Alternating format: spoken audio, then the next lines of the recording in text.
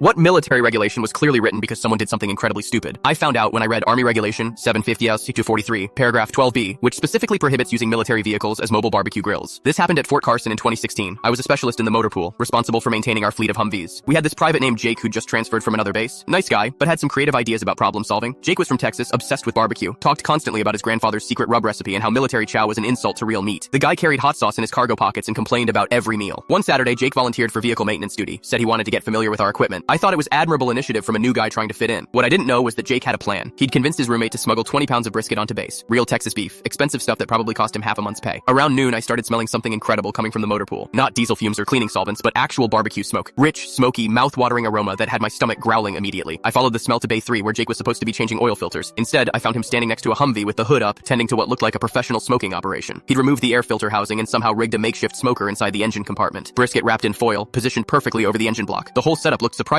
sophisticated. Jake saw my expression and grinned. Engine heat is perfect for low and slow cooking. Been running it at idle for 4 hours. Should be ready soon. I stared at 20 pounds of raw meat slowly cooking inside a military vehicle. The health code violations alone could shut down the entire base, but it smelled absolutely incredible. That's when Sergeant Murphy walked in. 20-year veteran, seen everything, impossible to surprise. He stopped dead when he saw the setup, sniffed the air once, then looked directly at Jake. "Private, are you cooking food inside a government vehicle?" Jake stood at attention, still holding his makeshift barbecue tongs. "Yes, Sergeant. Engine runs at perfect temperature for smoking brisket." Murphy stared at the meat, then at Jake, then back at the meat. I could see him trying to process what he was witnessing. Part of him looked impressed by the ingenuity. Another part looked horrified. The real problem started when other soldiers began gathering. Word spread fast about Jake's mobile barbecue. Half the company showed up, drawn by the smell and curiosity about this Texas innovation. Within an hour, we had 30 soldiers crowded around a single Humvee, watching brisket cook inside the engine. Someone brought plates. Another guy contributed beer somehow. It turned into an impromptu barbecue party. That's when the base commander drove by on his afternoon rounds, saw the crowd, stopped to investigate, and discovered a full-scale cookout centered around a modified military vehicle. The expression on his face was pure disbelief. Jake tried explaining the concept: perfect temperature control, efficient use of available resources, boosting unit morale through innovative food preparation. His presentation was actually pretty convincing. The colonel listened patiently, then asked one simple question: "Is that meat inside my vehicle?" Jake nodded proudly. "Yes, sir. Should be ready in about 20 minutes if you'd like to try some." Monday morning brought an emergency safety briefing. New regulations specifically prohibiting the use of military vehicles for food preparation, cooking, or any culinary activities. The memo included detailed diagrams showing improper uses of engine compartments. Jake got 2 weeks of extra duty and kitchen patrol, but he became a legend. Soldiers from other companies would visit just to hear the story of the guy who turned a Humvee into a smoker. The brisket was actually amazing. Even the colonel admitted it later, though he made Jake throw it all away for safety reasons. 6 months later, Jake got orders to the culinary specialist school. Turns out the Army recognized his passion for food and decided to channel it properly. Last I heard, he's running the mess hall at some base in Georgia, probably still complaining about regulations limiting his creativity.